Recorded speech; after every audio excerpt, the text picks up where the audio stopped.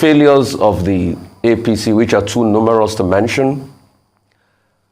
One of the longest strike in recent times, ASU strike, the Japa syndrome, the poor economy, the fact that as Minister of Labor, we've not had employment for the people, youth unemployment on the high, the fact that you'll be leaving one of the biggest debt burden behind. So when you were saying in 2015, everybody knew that Nigeria was headed for dire straits, people are even more skeptical about the future after this your government leaves, because you've left so much debt behind, you've crippled the economy, you're trying to tax everybody, and you keep breaking the laws.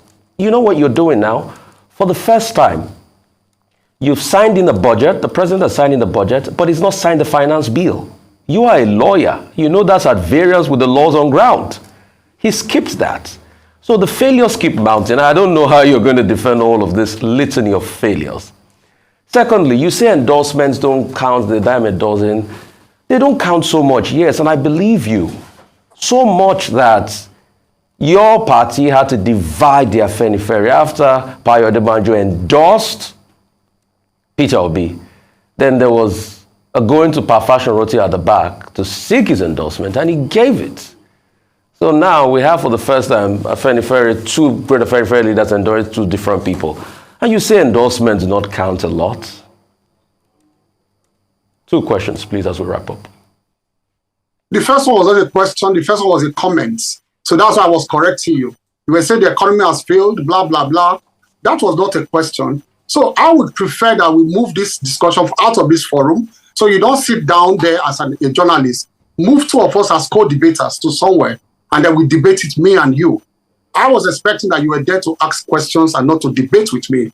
So next time, move this forum away from question-answer, move it to co-debater, because you are making statements, emphatic statements that I tell you I disagree with. You say the economy has failed, I disagree with you, because it has not failed. It has not failed because right now, like I said, we have one of the best recovery rates, and IMF has confirmed that. We came out of post-COVID better than and quicker than IMF projected. And I'm giving you facts. And when I give you facts at times, like I said earlier, when you have memorized something to pour out, you just keep pointing it out without taking note of the facts. I told you about the unemployment rate and the fact that multi-levels of government are involved, and it was all a worldwide issue post-COVID that is shut up. But you keep reporting the same issues. So I would prefer that we both go and debate somewhere instead of you asking me questions here. That is to answer you. That's to reply you on that, first of all. I disagree with you. And then you talk about the borrowing. The borrowing, people can easily see the infrastructure that we have built as a result of borrowing. And then, you know what? When people borrow you, we are credit-worthy. It means that they rate your economy so good that you can pay back.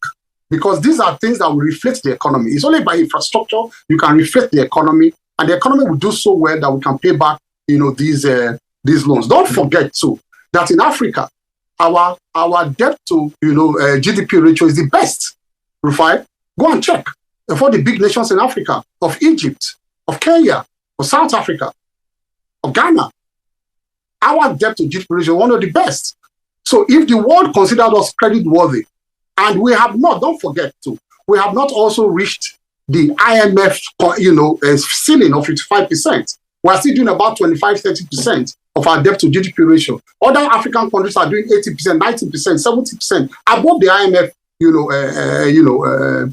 ceiling. So I disagree with you. Next time, move us to be co-debaters who will debate this issue. On the second issue, regarding our budget, at the last point, when we want to live on a high, there's nothing bad about, asking for supplementary budgets and approval of supplementary. We can always rectify that. We will rectify it at some point. We will rectify it at some point.